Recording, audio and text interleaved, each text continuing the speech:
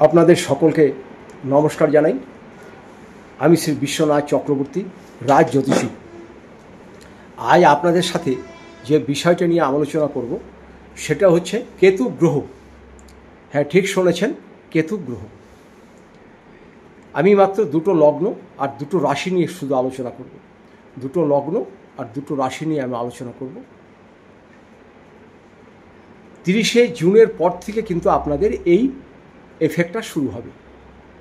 30শে জুনের পর থেকে একটি হচ্ছে কন্যা লগ্ন কন্যা রাশি, আরেকটি হচ্ছে মকর লগ্ন মকর রাশি।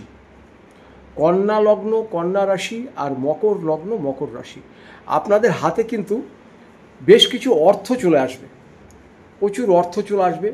হঠাৎ কিছু বিষয় সম্পত্তি আপনারা পাবেন। কিন্তু আপনাদের যেটা হবে, শত্রু আপনাদের প্রচণ্ড পরিমাণে উঠে পড়ে লাগবে। আপনাদের পিছনে শত্রু এত উঠে পড়ে লাগবে সেটা আপনারা নিজেরা কল্পনাও করতে পারেননি। শত্রু আপনাদের খুব ডিস্টার্ব করবে। এই শত্রু কিন্তু আপনাদের নাজেহাল করে ছাড়বে।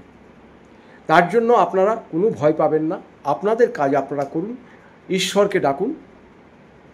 আর যদি সম্ভব হয় আপনারা যে কাজটা করবেন সেটা হচ্ছে যে কোনো শিব মন্দিরে যেয়ে শিবলিঙ্গে দুধ আর কলা আপনারা শনিবার বা মঙ্গলবারে একটু করে দেবেন। আর কিচ্ছু করতে হবে না।